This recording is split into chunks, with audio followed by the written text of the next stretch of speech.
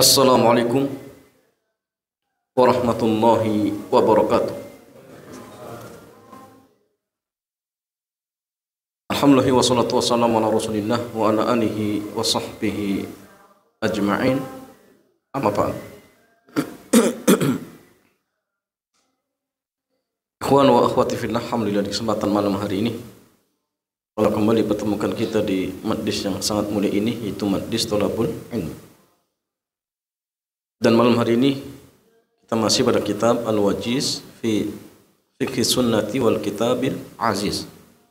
Dia Syekh Dr. Abdul Azim Al-Badawi hafizahullah jalla wa ala. Dan yang masalahnya di malam hari ini kita masuk pembahasan seputar At-Taharatu bis-Sa'id. Bersuci dengan menggunakan sa'id. Sa'id itu nanti jamaah ada banyak tafsiran. Ada yang mengatakan tanah, ada yang mengatakan sesuatu yang ada di atas permukaan bumi. Jadi pembahasan kita akan menjelaskan terkait tentang bagaimana tata cara tayamum. Bagaimana tata cara tayamum. Syekh mengatakan masyru'iyyatuh. Dalil-dalil yang menunjukkan bahasanya tayamum itu syariatkan. Yang pertama jamasan yang firman Allah Jalla wa Ala dalam surat Al-Maidah ayat yang ke-6. Qala Allah Jalla wa Ala, ada berfirman, wa in kuntum marada aw ala safarin aw jaa ahadum minkum minal ghaid aw lamastumun nisa falam tajidu ma'an fatayammamu sa'idan tayyiban famsahu biwujuhikum wa aydikum. Dan jika kalian dalam kondisi sakit atau dalam kondisi safar, atau salah seorang di antara kalian setelah datang minal ghaiti, dari ghaid. Ghaid itu tempat buang hajat. Aw lamastumun nisa, atau kalian setelah menyentuh istri-istri, maksudnya apa jemaah? Berhubungan badan, ya. Tidak sebagaimana yang dipahami oleh sebagian ulama. Karena sebagian mazhab mengatakan pegang lawan jenis batal. Dalilnya ini. Padahal yang tepatnya masalah ayat ini ditafsirkan oleh Ibnu Abbas bukan hanya sekedar pegang biasa, tetapi maksudnya apa? Berhubungan badan. Berhubungan badan. Adapun pegang memang terjadi selang pendapat, tapi yang tepat jamaah tidak membatalkan. Yang tepat tidak membatalkan. Karena ada riwayat yang dimana masih Ibnu Aisyah pernah dipegang oleh Rasulullah, atau bahkan sebaliknya Ibnu Aisyah pernah memegang kaki atau tumit Rasulullah sallallahu alaihi wasallam. Dan itu ketika Nabi sholat. Falam tajidu ma'an, kemudian kalian tidak mendapatkan air, fatayammamu sa'idan thayyiba, maka bertayamumlah kalian dengan sa'id yang baik, maksudnya suci. Famsahu biwujuhikum, maka usaplah wajah-wajah kalian dan kedua tangan kalian. Dan kedua tangan kalian. Di sini disebutkan wajah baru kedua tangan. Berarti menunjukkan tayamum itu wajah dulu baru tangan. Walaupun nanti jemaah sedang pendapat ada yang mengatakan boleh dibalik. Tangan dulu baru wajah. Ini yang pertama. Dalil yang kedua jamaah sekalian, sabda Rasulullah SAW, inna sa'idat tayyib tuhurul muslim. Sungguhnya sa'id yang baik, entah itu debu, entah itu suatu yang ada di permukaan bumi, tahurul muslim, adalah alat untuk bersuci bagi seorang muslim. Tahur beda dengan tuhur, ya. Tahur itu alat untuk bersuci. Kalau tuhur perbuatan bersuci. Seperti wudu namanya tuhur, tapi kalau tohur itu alatnya, bisa debu, bisa air. Wa in lam yajid, ya, wa in lam yajidil ma'a asyra sinin, walaupun dia tidak mendapatkan air selama 10 tahun, maka boleh baginya untuk tetap bertayamum, boleh. Ya. Kemudian masalahnya, apa saja hal-hal yang jadikan standar dibolehkannya seorang itu bertayamum? Karena tayamum itu sekali lagi pengganti wudu, sehingga artinya tidak boleh kita berpindah ke tayamum kecuali memang ada sebabnya. Ya. Saya mengatakan yubahut tayammum indal ajzi an isti'malil ma. Di tayamum itu jamaah sekalian dibolehkan ketika seseorang tidak mampu menggunakan air. Artinya jamaah, air ada, tetapi dia tidak mampu menggunakan air. Kenapa? Ya mungkin sakit, mungkin karena terlalu dingin misalkan, atau mungkin karena terlalu panas. Ya. Sebagian tempat misalkan cuacanya sangat panas, misal tidak ada alat yang bisa mendinginkan. Ya. Jadi ada air tetapi tidak mampu menggunakan. Li faqdihi aw khaufi dararin min isti'malihi, baik karena jamaah salin tidak adanya atau karena khawatir ya tertimpa mudarat ketika menggunakannya. Di maradin fil jismi aw syiddati bardin, baik karena ada yang sakit di anggota tubuhnya atau di tubuhnya, atau karena saking dinginnya atau sangat dinginnya. Jadi sebab yang masalahnya seorang diberikan tayamum ada dua ya. Pertama, ada air tetapi tidak mampu menggunakan. Yang kedua, tidak ada air. Ya, tidak ada air. Atau dibaliknya, tidak ada air atau ada air tetapi tidak bisa menggunakan. Ya jamaah sekalian, an Imran ibn Husain, dari Imran ibn Husain, ia pernah mengatakan, kunna ma'a Rasulillah sallallahu alaihi wasallam fi safarin. Kami pernah bersama Rasulullah dalam sebuah safar. Dan ini juga dalil bahwasanya Nabi itu kalau safar tidak sendirian. Tidak sendirian. Ya. Maka hendaknya antum jamaah kalau safarnya sendirian. Jangan sendirian. Bisa touring bareng-bareng ya. Atau misalkan antum dengan keluarga, jangan sendirian. Jangan sendirian. Karena ada hadisnya ya. Ada hadisnya terkait tentang apa? Orang yang safar sendirian. Ya. Fa shalla bin nasi fa idza huwa bi rajulin mu'tazilin. Ya. Maka setelah Nabi salat dengan para sahabatnya, tiba-tiba ada seorang laki-laki apa? Yang memisahkan diri. Jadi ketika sudah diiqamai Nabi salat, ternyata ada orang yang justru apa? Menghindar. Enggak ikut salat. Faqal, maka Nabi bersabda setelah salat, Nabi bersabda, "Ma mana'aka an tusalliya?" Apa yang menghalangimu untuk tidak ikut salat bersama kami? Apa yang menghalangimu untuk tidak ikut salat? Qal, maka ia mengatakan, asabatni janabah walama. Kata dia, ya Rasulullah, saya junub dan saya tidak mendapatkan air. Apa kata Nabi? Beliau bersabda, alika bis-sa'id fa innahu yakfik. Cukup bagimu bertayamum. Ya. Fa innahu yakfik. Cukup bagimu sa'id ya, untuk bertayamum. Dan ini menunjukkan masalah syariat Islam ini syariat yang mudah. Syariat yang mudah. Dari yang lain dari Jabir radhiyallahu taala anhu, beliau mengatakan, kharajna fi safarin, kami pernah keluar dalam sebuah safar. Fa asaba rajulan minna hajarun. Kemudian jemaah ternyata ada seseorang yang terkena batu. Fa syajjahu fi ra'si.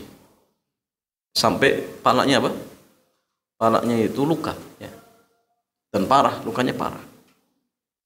Tsumma talama, kemudian ternyata laki-laki tersebut mimpi basah. Fasa'ala ashabahu, maka ia pun bertanya kepada para sahabat-sahabatnya yang lain. Hal tajiduna di rukhsatan fit tayammum, kata yang kena tadi batu, dia katakan, apakah saya itu diberikan rukhsah untuk tayammum? Karena mandi nggak bisa. Mandi apa? Membahayakan. Faqalu, maka mereka pun menjawab, ma najidu laka rukhsatan wa anta taqdiru 'alal ma. Kata mereka, saya tidak mendapati kamu itu sudah dibolehkan apa? Bertayamum. Sedangkan kamu mampu untuk menggunakan air. Kata mereka, kamu belum dapat rukhsah karena masih bisa menggunakan air. Ya. Faktasala, maka dia pun mandi, famat, ternyata mati jamaah. Akhirnya dia mandi karena memang para sahabat yang lain mengatakan dia tidak mendapatkan rukhsah. Dia mandi, setelah itu mati. Ya. Falamma qadimna ala Rasulillah sallallahu alaihi wasallam, maka ketika kami datang menemui Rasulullah sallallahu alaihi wasallam, ukhbira bidzalik, dikabarkanlah kejadian tersebut. Faqal, maka Nabi bersabda, qatalahumullah, mereka telah membunuhnya, semoga Allah membunuhnya. Ya. Allah sa'alu idza lam ya'lamu, kenapa enggak bertanya ketika mereka enggak tahu? Kenapa enggak tanya? Fa inna shifa'ul 'i, fa inna shifa'ul 'i, karena jamaah obat kebodohan as-su'al, bertanya. Fas'alu ahla dzikri in kuntum la ta'lamun, tanya. Jangan berfatwa apa? Tanpa ini. Jamaah sekalian, seseorang ketika dia baru mengetahui satu ilmu, kadarnya baru 50%, itu nggak boleh disampaikan. Ya. Dia ragu, oh bener nggak? Bener nggak? Maka yang terbaik jangan disampaikan. Jangan disampaikan. Atau yang ditanya, Pak, hukum Gojek apa? Oh kayaknya sih nggak boleh. Oke, jangan. Kalau dia masih 50%, jangan apa? Wallahu alam, saya nggak tahu. Coba antum tanya ke Ustadz Fulan, diarahkan. Jangan modalnya apa? Buka Google. Saya itu baru berfatwa. Ini sembarangan, nggak boleh. Ya. Kenapa jamaah sekalian? Ini khawatir salah fatwa, akhirnya yang terjadi apa? Fatal. Bahkan saya meninggal ya. Sampai meninggal. Okay. Innama kana yakfihi an yatayammam. Ya. Sungguhnya cukup bagi dia untuk bertayamum. Ya, cukup bagi dia untuk bertayamum. Jadi ini juga menunjukkan bahwasannya pengganti mandi juga tayamum. Sebagaimana wudu penggantinya juga tayamum. Caranya juga sama. Enggak ada perbedaan, caranya sama. Ya, caranya sama, tidak guling-guling ya. Tapi sama seperti tayamum untuk wudu. Dari Amr ya, Ibn al-As, ya. Dari Amr Ibn al-As radhiyallahu ta'ala anhu, beliau annahu lamma bu'itha fi ghazwati dzati salasin, bahwasanya ketika beliau diutus di peperangan dzati salasil, ya.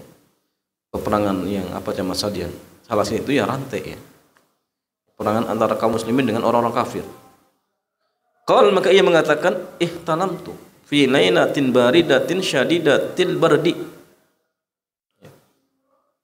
Ketika itu saya mimpi basah dalam kondisi malam yang sangat-sangat dingin.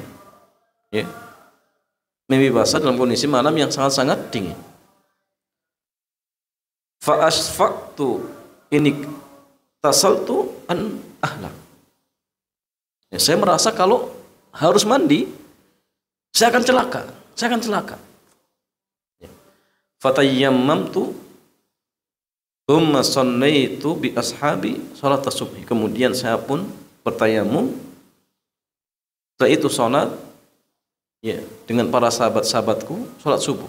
Artinya mengimami mereka salat subuh. Au kama qala. Falamma qadimna ala Rasulillah, falamma, maka tatkala kami mendatangi Rasulullah, dzakaru dzalika lah, maka sahabat-sahabat yang lain menceritakan kejadiannya. Faqal, maka Nabi bersabda, ya Amr, shalaita bi ashabik wa anta junub, kau salat ya dengan sahabat-sahabatmu dalam kondisi junub. Faqultu, maka saya pun menjawab, zakartu qaulallahi jalla wa ala, saya ingat dengan firman Allah, wala taqtulu anfusakum, janganlah kalian membunuh jiwa-jiwa kalian sendiri, innallaha kana bikum rahim, maksudnya Allah maha penyayang terhadap kalian. Fatayammamtu thumma sholaitu, maka saya pun bertayamum, dan itu baru salat. Fadhahika Rasulullah SAW wa lam yakul syai'a, maka Nabi pun ya tertawa dan beliau tidak mengucapkan sepatah kata pun. Berarti ini termasuk apa jemaah? Takrir. Nabi setuju bahwasannya boleh bagi orang yang dalam kondisi junub, kalau ya, memaksakan diri untuk mandi kok celaka, boleh tayamum, boleh tayamum, dan caranya sama seperti tayamum untuk wudu. Ya. Kemudian masalahnya dalam ayat yang tadi kita bacakan bahwasanya tayamum itu dengan sa'id. Bertanya jemaah, apa yang dimaksud dengan sa'id? Apa yang dimaksud dengan sa'id? Karena gini jemaah, kalau sa'id itu diartikan hanya debu, bagaimana orang yang tinggal di padang pasir, hanya yang ada hanya pasir? Atau orang yang tinggal di daerah misalkan semuanya bebatuan, karang, terus bagaimana coba?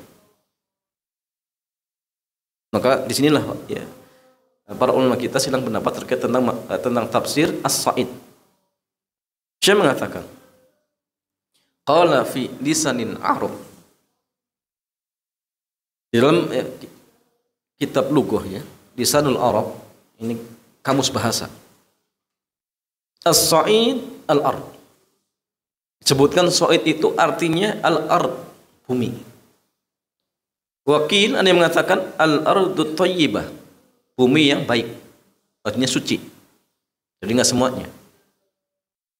Wakil ada yang mengatakan huwa kullu turabin thayyib, ada yang mengatakan setiap debu yang baik, setiap debu yang suci. Ini lebih khusus debu ya. Wa fit tanzil fatayammamu sa'idan thayyiban, maka bertayamumlah kalian dengan sa'id yang baik. Qala Abu Ishaq mengatakan as-sa'idu wajhul ardi, jadi sa'id itu sesuatu yang berada di atas permukaan bumi, sesuatu yang berada di atas permukaan bumi. Ini lebih umum. Sesuatu yang ada di atas permukaan bumi itu apa saja jemaah? Batu, karang, pasir, debu, tanah liat, apalagi kapur, macam-macam. Ini sesuatu yang ada di atas permukaan bumi. Jadi pendapat ini lebih luas.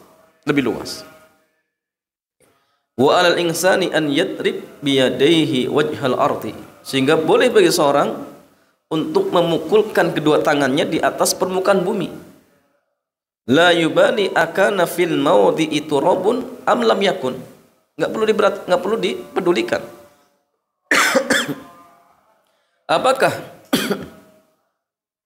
di tempat tersebut ada debu atau tidak, enggak perlu. Yang penting itu permukaan bumi. Kenapa? Li anna sa'id laisa huwa turab, karena sa'id itu maknanya tidak hanya debu, tidak hanya debu. Innama huwa wajhul ardi, tetapi maknanya sesuatu yang berada di atas permukaan bumi. Turaban kana ghaira, baik itu debu ataupun selainnya. Qal, ia mengatakan, walau anna ardun kanat kullaha sahran, jadi seandainya bumi itu sahran, padang pasir, la turaba alaih, tidak ada debu, thumma darabal mutayammim, kemudian orang yang tayamum dia memukulkan tangannya di atas padang pasir tersebut, lakana dzalika tahurun idza masha bihi wajha. Maka tatkala itu bisa mensucikan, tatkala itu dia alat suci ya. Bisa digunakan alat suci ketika ingin mengusap wajahnya, artinya ingin tayamum. Boleh, enggak masalah. Walaupun hanya apa? Pasir, bukan debu. Karena gini masalahnya. Kalau seandainya said itu jamaah khusus debu, Rasulullah SAW atau para sahabat yang dijumpai mereka itu tayamum, apakah ada satu riwayat bahwasannya mereka kemana-mana bawa debu? Oh, ini barangkali nanti di padang pasir sudah masuk waktu sholat, akhirnya pakai debu. Yang ada jamaah justru mereka bertayamum dimanapun tempatnya, yang penting itu buminya apa? Suci. Sehingga ini menunjukkan bahwasannya ya, seluruh bagian permukaan bumi itu bisa dijadikan alat untuk bertayamum. Itu lagi jamaah sekalian, tayamum itu rukhsah. Kalau rukhsah kemudian itu dibatasi dengan satu apa? Dengan satu alat, hanya debu, ini jadinya rukhsah atau bukan jemaah? Enggak rukhsah lagi. Padang pasir harus bawa, pesawat harus bawa, bis harus bawa debu. Ini bukan rukhsah lagi nanti jadinya. Sehingga Allah Ta'ala a'lam bishawab, pendapatnya mengatakan sa'id maknanya sesuatu yang berada di atas permukaan bumi itu sahih. Ini pendapatnya tepat. Pendapatnya tepat. Ingat jemaah, sesuatu yang berada di atas permukaan bumi. Makanya nanti ada hadis yang menjelaskan terkait tentang apa? Nabi pernah tayamum dengan tembok. Tembok itu jemaah sekalian terbuat dari semen. Semen itu dari batu-batu itu di atas permukaan bumi, boleh. Tapi kalau misalkan jemaah temboknya berupa apa? Plastik, kayu, boleh tidak jemaah? Kayu. Kayu itu permukaan bumi bukan?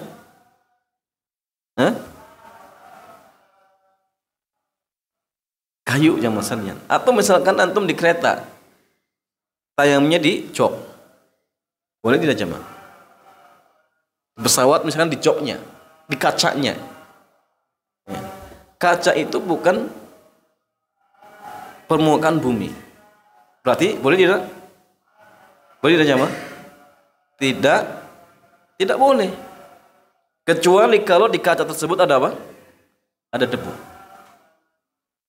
Cuma kadang kalau di pesawat itu sulit ya. Karena sudah benar-benar bersih jamaah. Ya. Tetapi memang sudah ada solusi. Bisa apa? Bisa dengan air ya. Di wastafelnya masih ada ya. Dan bisa jamaah sekalian, antum wudu di wastafel itu bisa.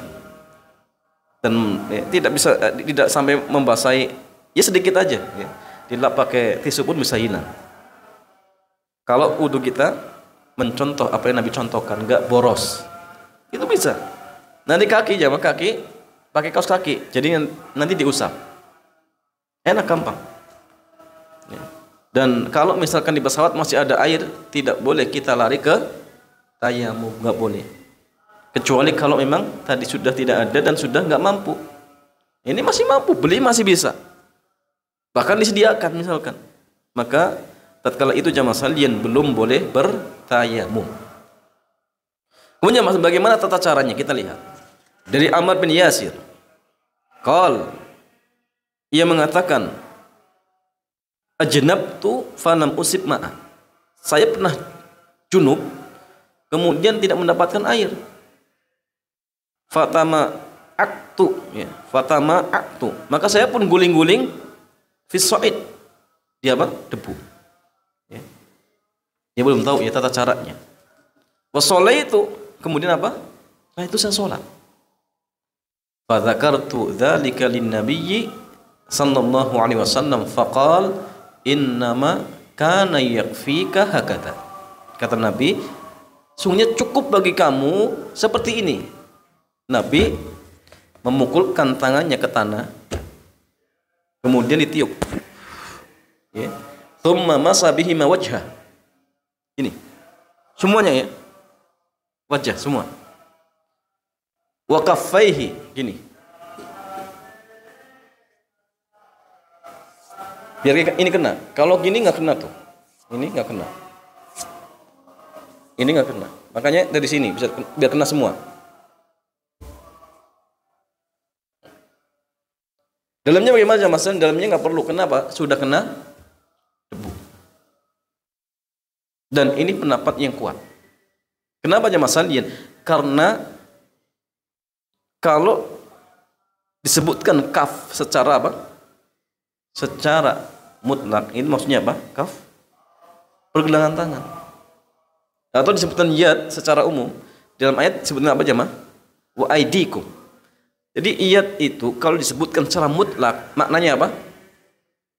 Pergelangan tangan. Buktinya apa jemaah sekalian? Buktinya ayat tentang apa? Tentang potong tangan bagi pencuri. Disebutkan mutlak. Maka jemaah, potong tangan itu sampai dari mana? Dari sini. Bukan dari sini jemaah. Sehingga ini menunjukkan bahwasanya kalau disebutkan yad secara mutlak, tidak dikaitkan dengan sesuatu, berarti artinya telapak tangan. Dan ayat tayamum disebutkan yad secara mutlak. Berarti maksudnya apa? Telapak tangan. Beda wudu. Wudu itu disebut apa? Wamsahu biwujuhikum wa aydiyakum ilal marofiki. Dan tangan kalian sampai siku. Itu wudu. Tapi tayamum tidak. Wa aydikum seperti ayat potong tangan. Sebagaimana potong tangan pun dari sini jamaah. Enggak ada yang dari sini. Maka tayamum sampai sini. Memang sebagian madhab seperti madhab Syafi'i rahimahullahu ta'ala menyebutkan sama seperti wudhu dari sini. Sama. Tapi kalau kita kembali ke dalil jamaah salian disebutkan yad, sehingga yang tepat dari pergelangan tangan sampai sini. Jamaah salian, kalau kita perhatikan hadis ini menarik. Hadis ini jamaah dari sahabat Ammar bin Yasir. Bahwasanya beliau ketika belum tahu syariat apa? Syariat tata cara tayamum. Beliau berijtihad. Kemudian sholat. Setelah beliau menghafal Nabi mengatakan tayamum itu ya cukup seperti tadi.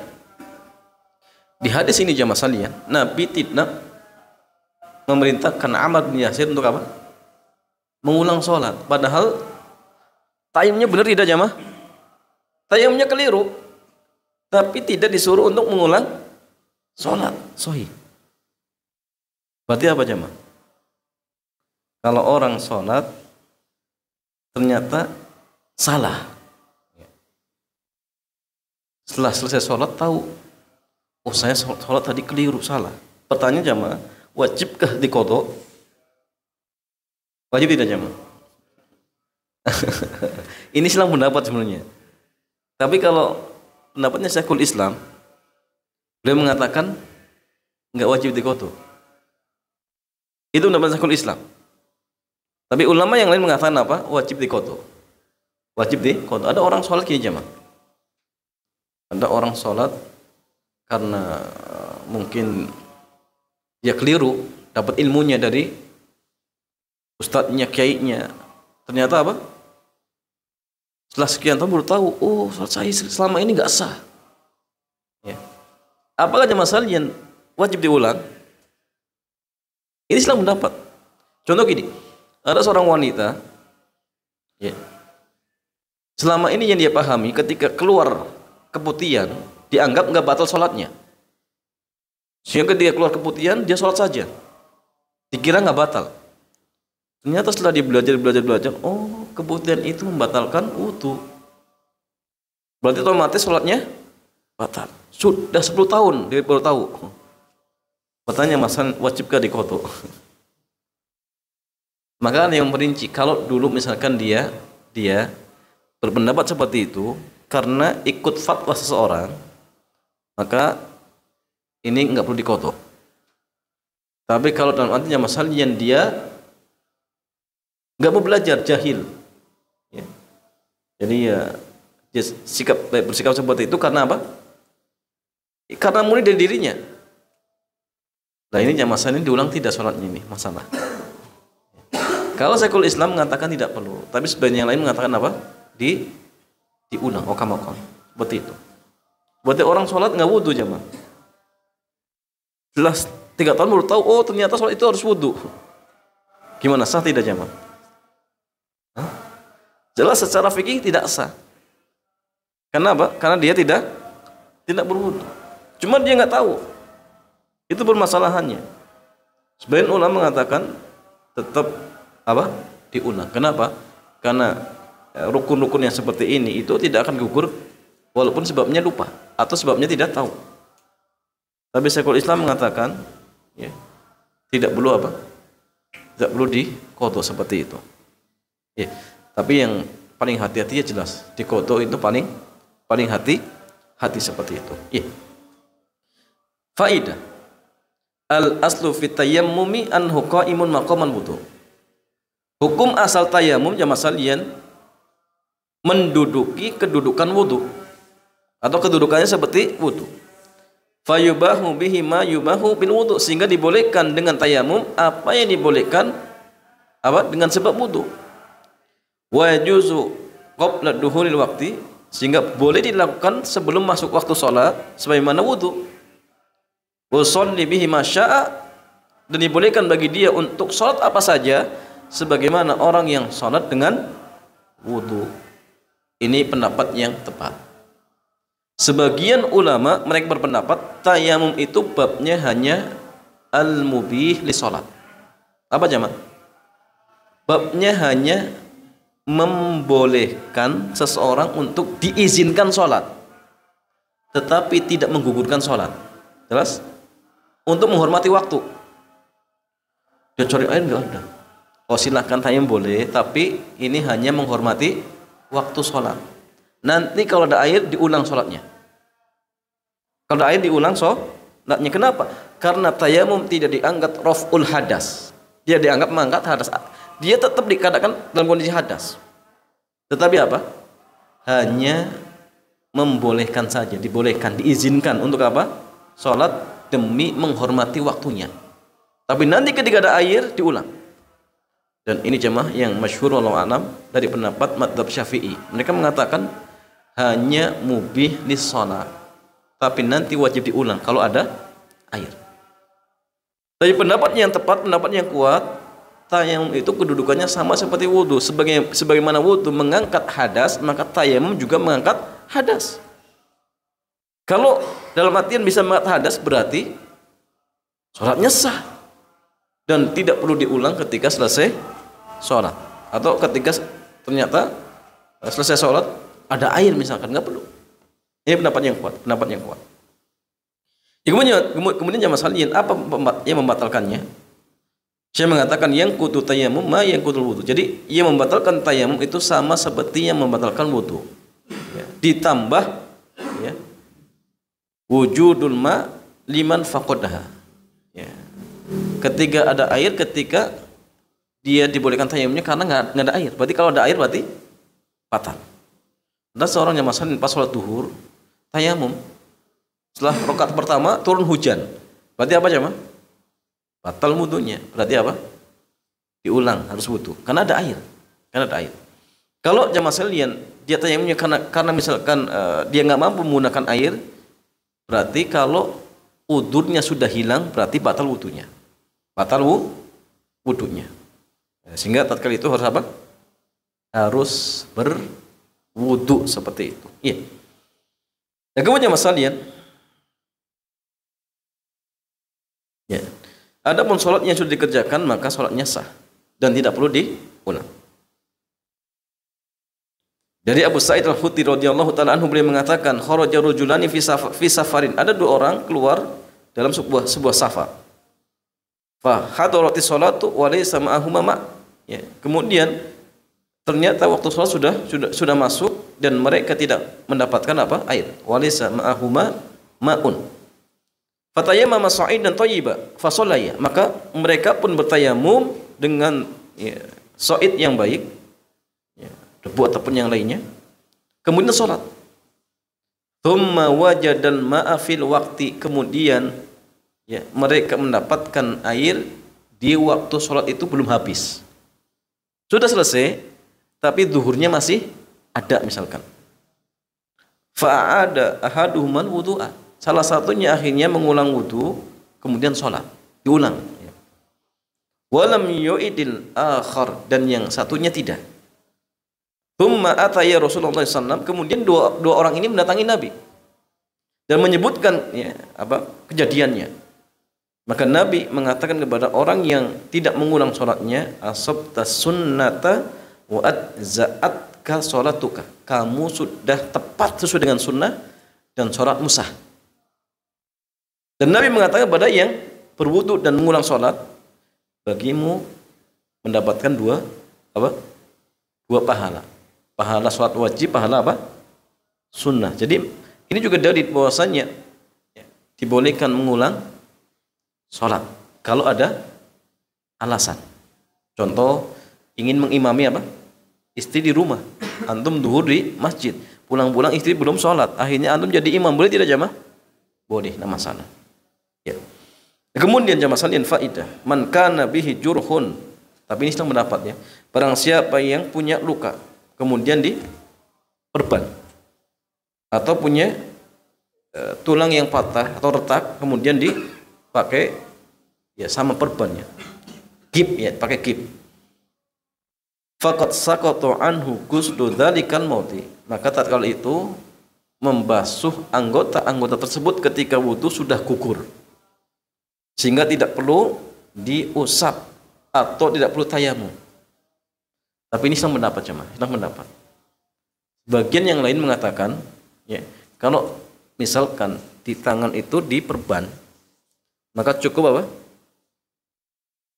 cukup diusap. Dan usapnya rata, tidak sebagaimana khuf itu bagian atas, tapi ini semua. Kalau dalam artian diperban. Kalau nggak diperban, gimana jemaah? Siram langsung kalau mampu. Kalau nggak mampu, gimana? Jangan dikenakan air, tapi nanti diganti dengan tayamum. Maksudnya gini, yang lain tetap butuh seperti biasa. Ini dibasuh, ini ditinggalkan, tapi nanti diganti dengan tayamum untuk menggantikan ini. Dan ini fatwa yang dikuatkan oleh Syekh Muhammad bin Shalih Ibn Utsaimin. Tetap wudunya biasa, kaki yang mampu dibasuh, nanti yang ini digantikan dengan tayamum. Tapi ini pun dikritik. Karena jamaah sekalian, enggak ada yang mengatakan bahwasanya badal dan mubdal minhu itu enggak akan bertemu. Kalau sudah ada penggantinya, maka yang digantikan sudah enggak ada. Tetapi jamaah sekalian, memang kalau kita melihat mana pendapat yang paling hati-hati, pendapatnya Syekh Muhammad bin Shalih Ibn Utsaimin lebih hati-hati. Artinya kalau misalkan kita enggak mampu untuk membasuh karena enggak diperban, disiram bahaya misalkan, maka biarkan saja, tapi yang lainnya dibasuh, yang mampu dibasuh. Tapi nanti ini diganti dengan tayamum. Nanti jamaah tayamumnya itu apakah pas ketika kita ingin membasuh tangan yang kiri misalkan, yaitu ambil debu, kemudian telapak tangan, atau nanti di akhir? Jawabannya masalahnya, walau alam boleh pas ketika itu, atau nanti di akhir boleh, tidak masalah. Mana yang lebih mudah saja, mana yang lebih mudah. Aukamakon. Nah, kemudian masalahnya, dalil yang menunjukkan hal ini kalau saya berpendapatnya sudah gugur sama sekali. Jadi kalau ini sudah diperban, maka sudah gugur, enggak perlu dibasuh, enggak perlu diusap, tidak perlu diganti tayamum. Ini pendapatnya Syekh Abdul Azim Al-Badawi. Hujjah beliau yang pertama jemaah sekalian, firman Allah Jalla wa Ala, la yukallifu nafsan illa wus'aha. Allah tidak membebani seseorang kecuali sesuai dengan kemampuan. Gini jemaah sekalian, antum, jangan antum lah, orang lain, tangannya buntung sampai sini, ganti tayamum tidak jemaah? Apa gugur? Orang yang nggak punya tangan sampai sini, budukan sampai siku, sikunya sudah nggak ada jemaah, Apakah diganti dengan tayamum atau gugur? Hah?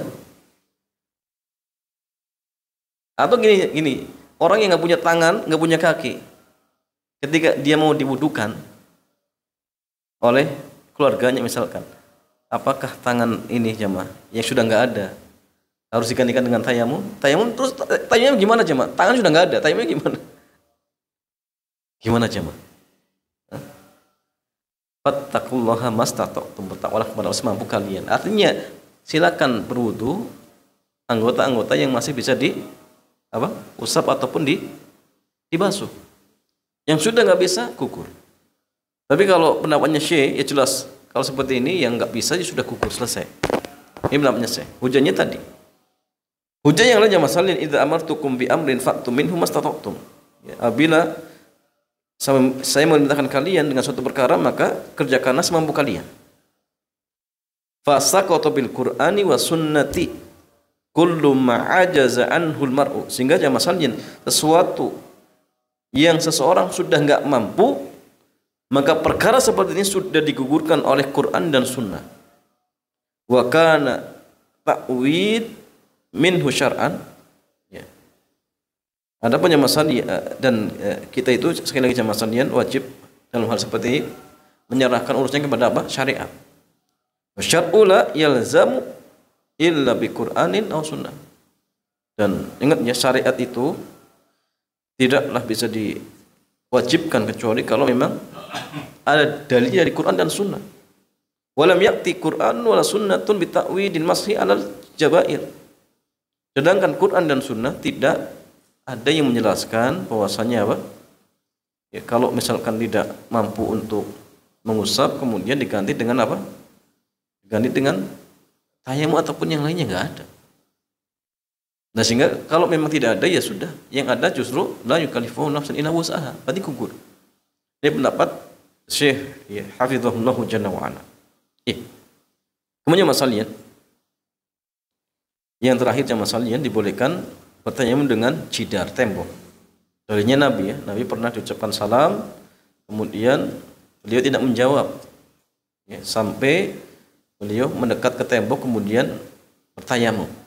Setelah itu baru menjawab. Nah, ini juga dalil bahwasanya masalahnya kalau antum ketika berwudu diucapkan salam, boleh apa? Boleh menjawab dengan isyarat, atau nanti diqodho pas selesai antum qodho. Cari orangnya, mana tadi yang salam? Sini.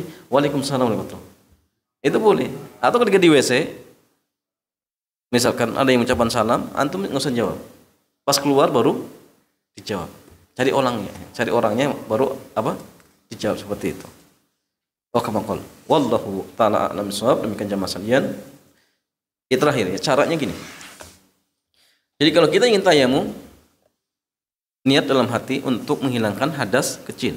Ingat, niat dalam hati untuk menghilangkan hadas kecil. Jangan ditakyin ibadah tertentu. Karena kalau antum takyin tayamumnya untuk salat duha, maka tayamum ini nggak boleh untuk salat wajib. Antum wudu khusus untuk salat duha, nggak bisa untuk wajib. Nggak bisa, karena sunnah tidak akan menggugurkan yang wajib. Tapi kalau niatnya untuk yang wajib bisa untuk sunnah. Ya. Maka yang lebih umum, niatkan untuk menghilangkan hadas kecil. Maka wudu itu bebas untuk ibadah-ibadah yang lainnya. Dua tayamum sama, niatkan untuk menghilangkan hadas kecil. Bismillah. Kemudian apa? Boleh diginiin atau ditiup. Nah, itu muka. Muka itu ini semua. Baru selesai. Dan ini yang sahih, yang ada hadisnya. Ada jamaah sekalian hadis yang menyebutkan 2 tepukan. Diringankan muka semua. Kemudian tepukan kedua untuk tangan. Tapi ini lemah. Tapi ini pun diamalkan. Tapi yang sahih yang satu. Jadi 1 kali tepukan untuk muka dan telapak tangan. Dalam sebagian pendapat para ulama kita membolehkan apa? Mendahulukan tangan kemudian apa? Muka. Tangan dulu apa? ini pun dibolehkan menurut sebagian para ulama. Tapi kalau kita lihat dohir, ini sebutan pertama apa jemaah? Wajah. Cuma memang di ayat tersebut dikatakan apa? Wamsahu apa? Bi wujuhikum wa aidikum. Pakai wa. Wa itu huruf atop yang dalam bahasa Arab itu bermakna tasyrik. Artinya apa? Sejajar. Sehingga masing-masing itu punya hak untuk apa? Untuk dilakukan apa? Lebih dulu. Mau muka, mau tangan, mereka punya atau dalam artian punya hak yang sama. Menurut sebagian para ulama. Sehingga memang dalam hal ini senang pendapat ada yang mengatakan boleh wajah dulu, boleh tangan terlebih dahulu. Tapi kalau kita ikut konteks dari zahir ayat fi wujuhikum wa aydikum, maka dahulukan wajah, setelah itu baru telapak tangan. Nah, ini lebih dalam artian kuat dan lebih sesuai dengan zahir dari ayat seperti itu. Wallahu ta'ala a'lam bis-shawab. Demikian ya masalian, mudah-mudahan bermanfaat. Selanjutnya seperti biasa kita buka tanya jawab. Dipersilakan.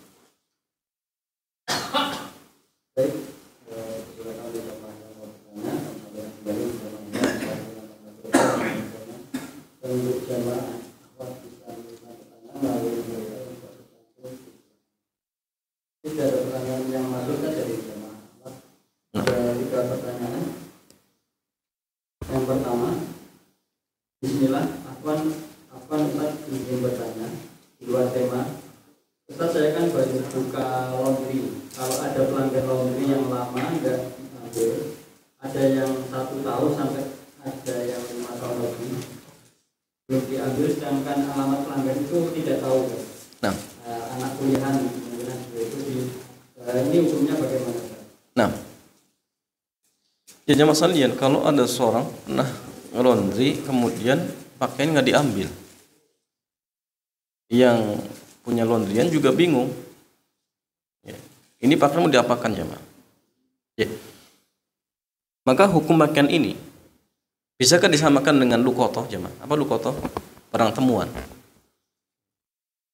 Barang temuan itu memang orang mendapatkan apa? Di jalan ya. Itu lukotoh. Dan hukum lukotoh nanti ada pembahasan tersendiri. Jadi gini jamaah sekalian, kalau harta seperti ini memang hampir mirip seperti lukotoh, seperti barang temuan, karena pemiliknya nggak ada. Pemiliknya tidak ada. Maka lukotoh itu ada dua macam. Ada yang tafi, ada yang ghairu tafi. Tafi itu yang remeh, kemudian yang ghairu tafi itu yang berharga. Barang temuan yang remeh itu boleh dimanfaatkan ya ketika itu juga, nggak perlu diumumkan, langsung dimanfaatkan boleh. Antum misalkan nemu uang 100 perak, 1000 perak, boleh dipakai langsung. Kenapa? Karena ini dianggap apa? Barang temuan. Apa dalilnya? Nabi pernah menemukan 1 butir kurma, tapi Nabi gak makan. Kenapa jemaah? Khawatir itu dari kurma zakat. Jadi seandainya ini bukan dari kurma zakat, saya akan makan. Nabi nemu. Berarti ini menunjukkan bahwasanya kalau temuan itu remeh, boleh langsung dimanfaatkan tanpa diumumkan. Tapi kalau barang itu barang berharga, maka jamaah tidak boleh langsung dimanfaatkan. Ya. Tetapi ada kaidah-kaidahnya, ada ketentuan-ketentuannya. Barang-barang yang berharga itu jamaah sekalian banyak macamnya. Ada yang berupa apa? Makhluk hidup, ada yang benda mati. Yang makhluk hidup seperti binatang misalkan jamaah, ini pun terbagi lagi. Ada binatang yang bisa menjaga dirinya, ada binatang yang tidak bisa menjaga dirinya. Kalau binatang yang bisa menjaga dirinya, ini nggak boleh diambil. Contoh unta, ya. Pernah dilarang oleh Nabi. Ya, biarkan ya, unta ini minum di tempat yang biasa ambil airnya, biar nanti yang pemiliknya kan nyari sendiri, jangan diambil. Kerbau misalnya, ya masalahnya antum di hutan banyak kerbau, temuan, bukan ya masalahnya, kerbau itu bisa menjaga diri, bahkan mungkin bisa pulang ya. Kalau burung gimana burung murai batu. Gimana jamaah sekalian? Jawabannya sama, burung pun sama, karena bisa terbang, bisa menjaga diri. Nggak boleh diambil. Oh, Ustaz, ini mahal ini. Nggak boleh diambil, boleh diambil tapi tujuannya untuk kasihkan kepada pemiliknya. Tapi kalau dimanfaatkan sendiri itu nggak boleh. Kemudian masalah gini, kalau binatangnya tidak bisa menjaga diri, bolehkah diambil? Boleh tidak jamaah? Boleh. Contohnya apa? Kambing. Kalau dibiarkan akan dimakan serigala misalkan. Maka boleh, tapi ingat ya, ini juga perlu dilihat kambingnya kambing apa dulu. Kalau kambing di sini ya bukan jamaah sekalian. Di tengah hutan ya, nggak ada orang yang ngembala, tiba-tiba ada kambing. Nah, ini boleh jamaah. Ya. Tetapi gini, kalau misalkan ingin diambil, nanti ada 3 cara pemanfaatannya, atau 3 cara yang harus dilakukan. Pertama jamaah, boleh kambing itu disembelih, dimakan dagingnya, tapi diganti uang. Tapi sebelumnya apa? Sebelumnya dia hafal ciri-cirinya dulu, jenisnya apa, warnanya apa, jantan atau betina, itu dia hafal. Yang kedua, boleh dijual. Nanti hasil penjualannya apa? Disimpan. Ya.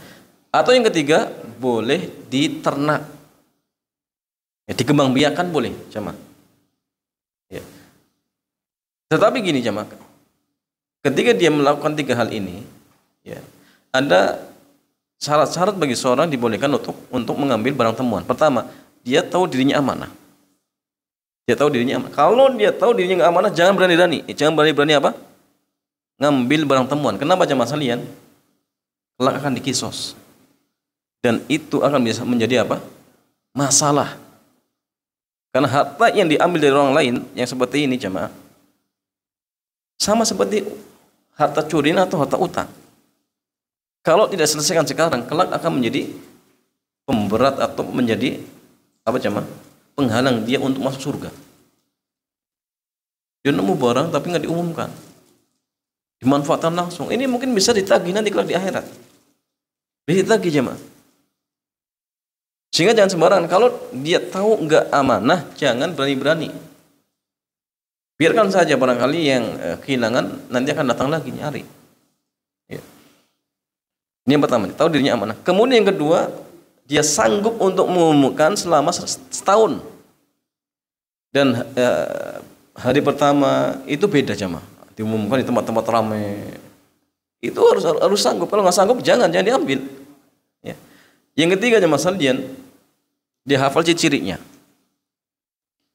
Yang keempat, kalau misalkan selama 1 tahun ternyata tidak ada yang ngaku, maka boleh dimanfaatkan. Boleh dimanfaatkan.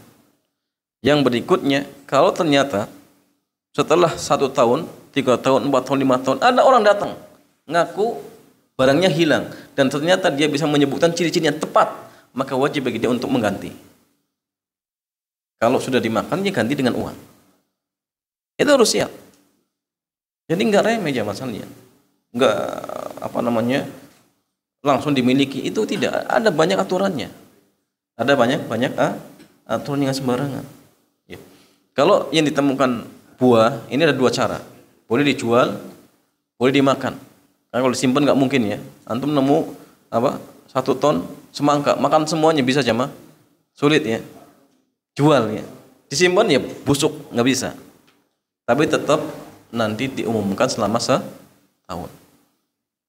Ya, nggak boleh antum ambil kemudian langsung dimanfaatkan tanpa diumumkan. Ini mungkin bisa statusnya seperti harta curian atau harta utang. Ya, kelak pemiliknya akan apa? Akan menuntut. Ya, sehingga jamaah sekalian, kalau antum nemu uang 100.000, biarkan saja, jangan diambil. Karena kalau antum ambil lebih berat jamaah. Demi 100 antum harus keliling ngumumkan. Berani jamaah? Nggak boleh, mendingan antum jualan bakso dapat 100.000 daripada harus ngumumin 100.000. Kalau tidak, dituntut nanti di akhirat. Biarkan saja. Tapi ini kalau nggak diambil saya, diambil orang. Ya urusan dia sendiri jamaah. Nggak perlu ngurusin orang. Ya. Mau yang nemu kemudian dimanfaatkan sendiri, itu urusan dia. Ya. Justru kalau kita ngambil akhirnya masanya berat, masalahnya besar. Kalau diambil lagi kemudian diletakkan gimana jemaah? Ambil, saya itu tahu, aduh, wah ini berat, akhirnya dibalikin lagi, gimana jemaah? Dia bisa dituntut nanti karena sudah diambil. Itu tanggung jawab dia. Kalau sudah diambil, tanggung jawab. Pindahkan tempat yang lain, tanggung jawab dia. Maka kalau seperti itu ya serahkan kepada yang sanggup untuk mengumumkan. Pak ini tuh, Afan nemu barang ini, tolong ya umumkan. Kalau dia sudah sanggup, urusan dia. Ternyata dimakan, ya urusan dia sendiri. Yang penting kita sudah nyerahkan kepada orangnya seperti itu. Ya, sehingga kembali ke laundryan tadi jamaah sekalian. Jelas ini berharga atau tidak jamaah? Berharga tidak? Pakaian itu berharga, sahih? Berharga. Ya. Sehingga bolehkah dalam artian diambil langsung? Enggak bisa. Terus bagaimana? Pemiliknya dicari nggak ketemu. Ya sudah, sedekahkan atas nama pemilik. Bagaimana masalah yang mau? Mungkin ya masalah antum cari aja orang yang mau. Kasih ke fakir miskin, ini ada pakaian. Barangkali dia yang mau, misalkan. Ya. Tapi nanti harus siap kalau nanti yang laundry kok ternyata datang minta pakaian, antum harus siap ganti rugi. Tapi kalau sekarang misalkan berat, justru di rumah juga bikin sesek ya. Maka silakan disedekahkan atas nama orang yang punya. Boleh, tidak masalah. Tapi ingat dengan catatan kita sanggup untuk mengembalikan atau tanggung jawab ketika orangnya datang di kemudian hari. Harus siap. Begitu pula lagi jamaah sekalian. Kalau antum mengumumkan barang yang hilang, ingat jangan disebutkan semua ciri-cirinya. Ini keliru. Kenapa? Karena kalau disebutkan semua ciri-cirinya, bagaimana antum bisa tahu dia pemilik aslinya jamaah? Disebutkan semuanya, cirinya ini. Orang datang, oh iya, uang saya hilang. Cirinya ini, antum gimana jemaah? Maka kalau antum nemu uang saja. Barang siapa yang kehilangan uang, datangi saya. Kalau yang datang, tanya, Pak, antum hilangnya berapa rupiah? Nyebutin, oh saya 100.000. Ternyata antum nemunya apa? 50. Oh berarti bukan. Oh bukan. Apalagi kadang-kadang uangnya ditempel jemaah. Ditempel, diumumkan. Ya jamaah sekalian, siapa yang bagaimana dia tahu yang datang itu yang punya? Kan repot. Makanya suruh diingat ciri-cirinya, tapi jangan disampaikan. Sebutkan secara umum. Pokoknya yang kehilangan tas, datangi saya. Nanti kalau ada yang ngaku, Pak, tas panjenengan mereknya apa? Ternyata dia ngomongnya Eger. Ternyata dia nemunya apa? Body pack. Oh, berarti bukan. Ya, bukan, berarti mungkin ada yang nemu yang lain mungkin. Nah, itu caranya, jangan diumumkan secara sempurna sifat-sifatnya, itu keliru jemaah. Sehingga silakan sedekahkan atas nama yang punya. Kalaupun misalkan mereka tidak yang punya nggak datang, maka mudah-mudahan sedekah itu sampai kepada dirinya dan dia tidak akan dikisos seperti itu. Wallahu a'lam bishawab. Pertanyaan kedua, bismillah, izin pertanyaan, Afwan bertanya di luar tema. Sebelumnya kemarin kami jadi panitia di pernikahan. Alhamdulillah acara berjalan lancar. Dari pihak yang punya hajat mengajak panitia yang ikut terlibat acara tersebut untuk piknik. Tapi bisa dipastikan nanti dalam perjalanan di dalam bis ada musiknya dan pada nyanyi-nyanyi atau karaokean. Karena kami semua pada suka musik kecuali kami. Saya nggak seret untuk ikut, tapi suami untuk menghargai yang punya hajat mau ikut. Bagaimana itu? Gini ya Mas Ali ya. Jalan-jalan itu masanya boleh. Masanya diperbolehkan. Tapi kalau misalkan di situ ada mudaratnya, maka dihindari. Ya.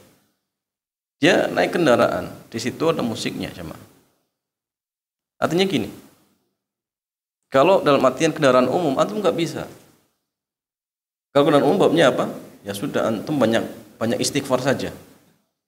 Mau cari bis yang nggak ada musiknya, antum nggak bisa pulang ya, kecuali punya mobil sendiri. Ya. Naik kereta yang aman dari musik, ya mungkin ada, tapi yang namanya fasilitas umum itu nggak bisa. Maka tetap boleh naik, tetapi ya tadi sambil apa? tutup telinga. Atau antum dengerin apa murotal. Selesai. Tapi ini masalahnya yang ini kasusnya beda. Ya. Mungkin nyewa sendiri dan apa namanya bisa mungkin apa namanya pesan untuk tidak dinyalakan musiknya, maka lakukan. Sampaikan saya mau ikut tetapi dengan catatan nggak ada karaoke, tidak ada musik misalkan. Kalau mereka nggak mau ya sudah, kita punya prinsip, nggak perlu ikut jamaah sekalian. Kita harus ingat dengan ucapan man taraka syai'an lillahi awadahu khairan minhu. Jadi barang siapa yang dengan sesuatu karena Allah, Allah ganti dengan lebih baik. Barangkali jamaah dia nggak jadi ikut, ternyata Allah ganti safarnya kemana? Mekah. Sahih jamaah. Mungkin tidak mungkin. Ya. Ini orang meninggalkan jalan-jalan karena ada maksiat. Ya. Akhirnya diganti. Suami istri dimudahkan untuk umroh, bahkan mungkin nanti haji. Nah sehingga tadi ya, kalau bisa tidak ikut jangan ikut. Ya, kecuali kalau memang mereka dalam artian komitmen untuk tidak menyalakan musik dan lain sebagainya. Karaokean hindari. Kalau ada jangan. Bayangkan jamaah, dia tengah perjalanan, naik kendaraan. Siapa yang memperjalankan kendaraan? Allah. Dalam kondisi dalam artian dia kondisinya nggak tahu ya selamat dan tidaknya, berbuat maksiat jamaah. Bayangkan kalau nabrak dalam kondisi karaokean, gimana? Bagaimana pertanggungjawaban di hadapan Allah? Nah sehingga jangan ikut, boleh ikut tujuannya untuk mengingkari. Kalau nanti ada yang karaokean dimarahin, boleh.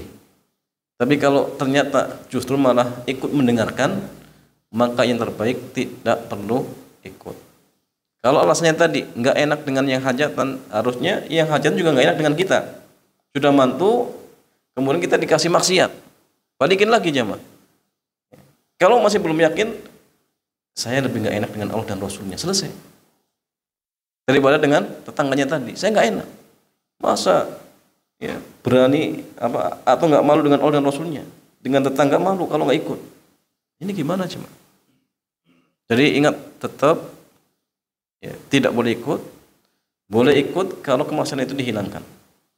Boleh ikut kalau ingin mengingkari maksiat. Tapi kalau tidak perlu ikut. Ya tidak perlu ikut seperti itu. Wallahu a'lam bishawab. Pertanyaan ketiga, Assalamualaikum. Apakah berwudu tetap sah tanpa membasuh kaki, hanya mengucurkan air saja? Tanpa ada udzur memakai sepatu, sakit, dan udzur lainnya. Lalu bagaimana status sholatnya? Ikut gugurkah apabila sebab wudu yang tidak sempurna? Ya, jamaah sekalian, bagi orang yang wudu, kaki hanya dikucur, tidak digosok atau tidak sidalak. Apakah wudunya sah? Dilihat. Kalau dengan dikucurkan kemudian seluruh bagian kaki yang wajib dibasuh semua kena air, maka wudunya sah. Wudunya sah. Tapi kalau misalkan hanya dikucur dan ternyata ada bagian yang kering, tidak tersentuh air, maka wudunya tidak sah. Berarti kita mengatakan apa? Wailun lil aqabi minan nar. Celakalah tumit-tumit dari api neraka. Kenapa? Ada yang kena air. Makanya gini zaman bab menggosok-gosok anggota wudu, ya, itu bisa wajib, bisa sunnah. Kapan wajib? Wajib kalau dengan tidak digosok atau tidak diratakan dengan tangan akan menyebabkan ada bagian yang kering. Berarti tatkala itu menggosok-gosok wajib.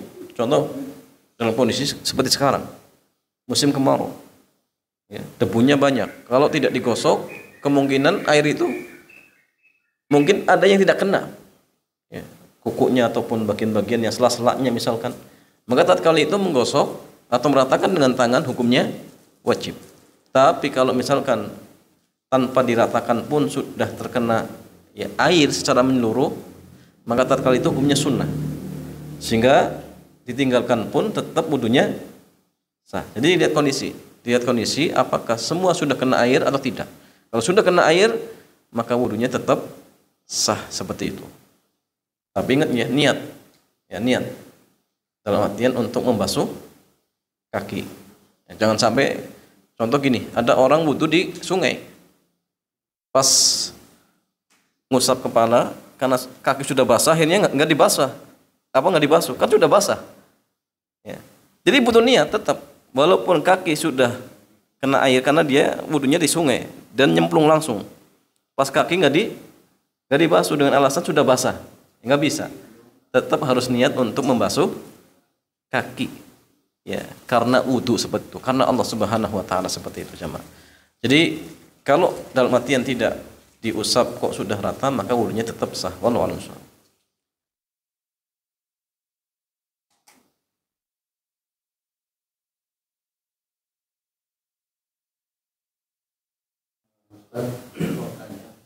Berkaitan dengan menjawab salam.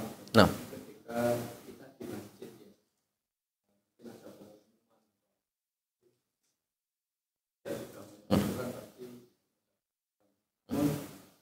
posisi kita sedang sholat, nah, wajib maupun sunnah itu. ya. Aja masalian ketika ada orang yang sedang sholat kemudian ada yang mengucapkan salam, apakah wajib baginya untuk menjawab? Ya. Jawabannya, kalau memang salamnya khusus buat dia, maka wajib untuk menjawab. Kapan menjawabnya? Boleh ketika sholat, boleh ketika sudah selesai sholat. Ketika sholat bagaimana? Ketika sholat bolehnya dengan isyarat. Tapi ingat nggak boleh dengan kalam, karena kalau kalam batal. Kenapa? Karena dianggap apa? Khitab. Waalaikumsalam, waalaikumsalam itu seperti pembicaraan. Menggunakan domir apa? Mukhatab. Itu bisa batal, nggak boleh. Beda kalau domirnya gaib. Seperti itu, Allahumma ighfir lahu, itu tidak masalah. Ya Allah ampuni dia, boleh. Boleh mukhatab tapi langsung dengan Allah. Ya Allah, engkau maha pengampun, ampuni saya. Itu boleh. Tapi kalau engkaunya kembali kepada manusia, batal sholatnya. Sehingga yang Nabi contohkan jamaah sekalian, boleh menjawab bisa dengan gini. Assalamualaikum. Ada yang menafsirkan dengan gini, Assalamualaikum. Tapi bukan gini ya. Bukan.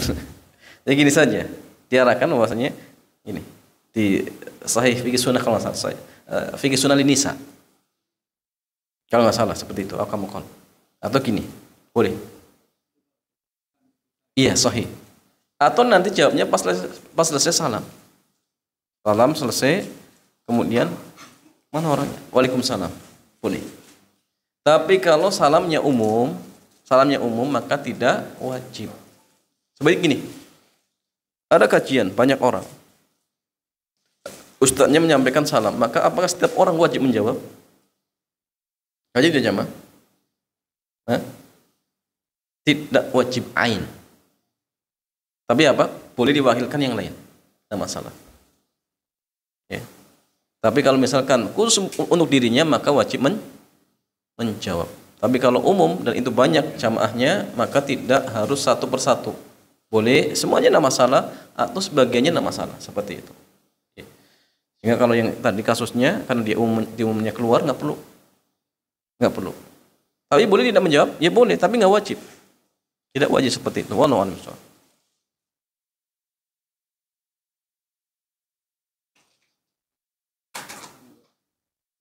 Tapi saya tambahnya masalahnya, ucapan salam itu yang wajib dijawab kalau live ya. Artinya kalau antum nyetel kajian rekaman, ustaznya di awal membaca salam nggak perlu jawab. Tapi kalau live, Assalamualaikum warahmatullahi wabarakatuh, jawab. Tapi kalau rekaman nggak perlu. Seperti adzan rekaman nggak perlu dijawab. Nah, tidak perlu dijawab seperti itu. Allah a'lam. Assalamualaikum warahmatullahi wabarakatuh. Mohon dijelaskan tentang kriteria yang dikatakan musik. Terus bagaimana cara mengatasi apabila misalnya kita dekat tetangga yang punya hajat, dia pakai musik. Nah. Juga atau kalau dekat masjid, di mana masjid itu ada acara menggunakan terbang. Nah. Bagaimana cara mengatasi? Nah. Assalamualaikum warahmatullahi wabarakatuh. Waalaikumsalam warahmatullahi wabarakatuh. Ya jamaah sekalian, apa yang dimaksud dengan musik atau alatul gina ya. Maka alat-alat musik itu sesuatu yang masyhur di kalangan kita yang bisa mengeluarkan suara-suara yang indah. Contohnya apa? Gitar, piano, kemudian apalagi seruling dan lain sebagainya. Dan dari alat musik yang dibolehkan cuma dua. Afwan cuma satu, rebana. Duf itu dibolehkan. Tapi ini punya masalah boleh dimainkan kapan? Ketika di dua acara. Pertama, walimatul urs, yang kedua ketika hari raya, baik Idul Fitri ataupun Idul Adha, itu boleh nama sana. Dengan catatan rebana tersebut murni dari atau terbebas dari musik-musik yang lain. Murni rebana. Nggak ada kencrengannya ya. Sebagai karena kencrengannya ini udah tambahan, nggak boleh. Tapi kalau murni rebana maka diperbolehkan. Dan itu pun hanya dibatasi pada walimatul urs dan hari raya, itu saja. Itu saja masalahnya. Al-A'immatul Arba'ah, Imam Abu Hanifah, Malik, Syafi'i, Ahmad bin Hanbal sepakat alat musik itu haram. Alat musik itu haram, bukan kita, imam yang 4. Dan hadisnya ada dalam Sahih Bukhari, walaupun sigohnya mu'alaq, tetapi yang tepat ini mu'alaq yang sahih. Walaupun Al-Imam Ibnu Hazm mendoifkan dengan sebab mu'alaq, tetapi mu'alaqnya itu sahih. Bahwasanya Nabi mengatakan apa? Saya kunana ya, fi ummati aqwamun yastahilunal hira wal haira wal khamra wal ma'azim. Jadi kelak akan datang di tengah-tengah umatku ini orang-orang yang akan menghalalkan apa? Zina, khamr, sutra, dan alat musik atau nyanyian. Sehingga ini menunjukkan bahwasanya sebagaimana khamr itu haram, kemudian sutra juga haram untuk laki-laki. Berarti ini pembicaranya terkait apa? Musik juga haram. Akan dihalalkan. Berarti hukumnya haram. Dan ternyata memang terjadi ya. Bahkan gini, awal munculnya nyanyian, musik dan lain sebagainya, awal mulanya jamaah itu apa namanya? Bahasa kitanya apa ya? Tandingan dari apa? Dakwah. Bahasa kitanya apa?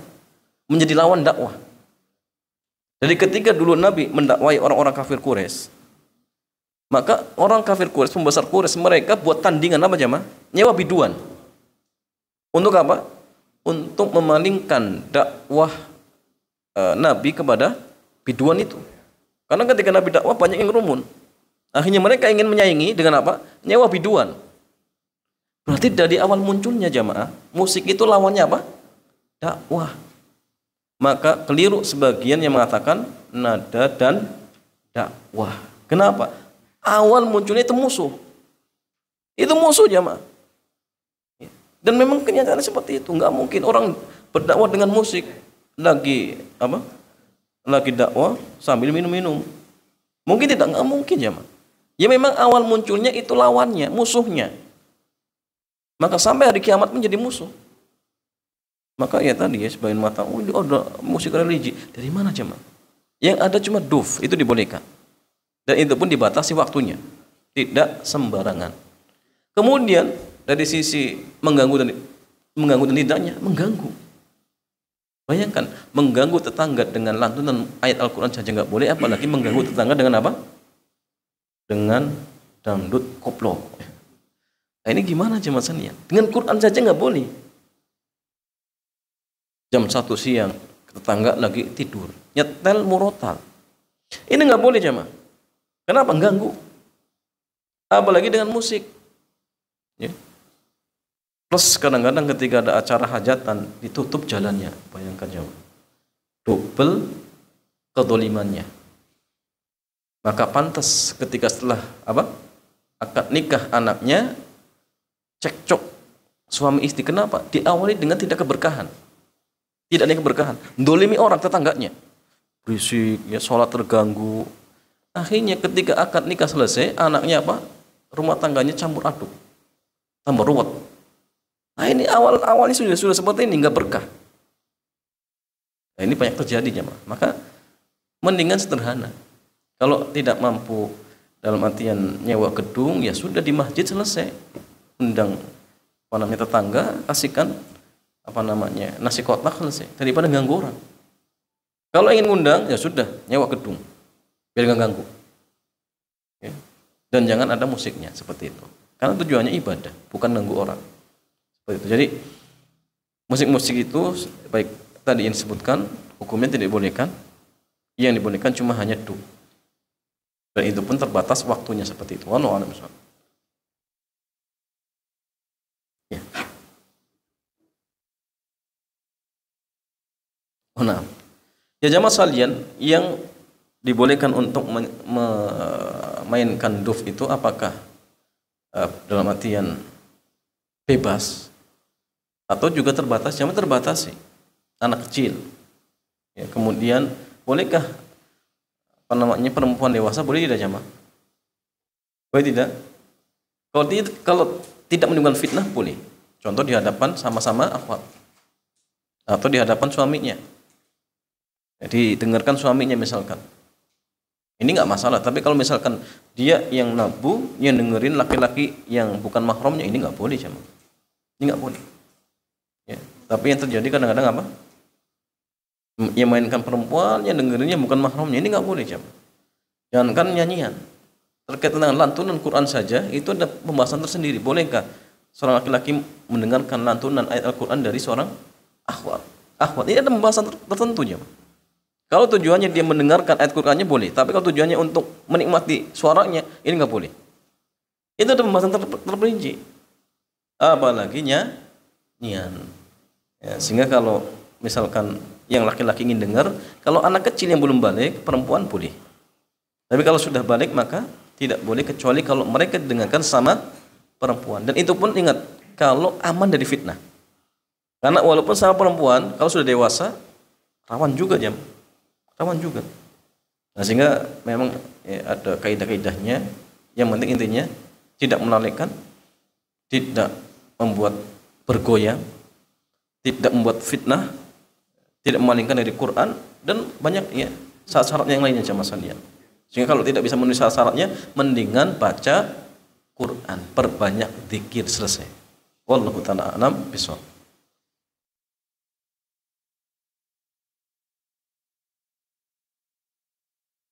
Demikian jamaah sekalian, mudah-mudahan kajian di kesempatan malam hari ini bermanfaat. Kita tutup. Subhanakallahumma bihamdik, asyhadu an la ilaha illa anta, astaghfiruka wa atubu ilaik.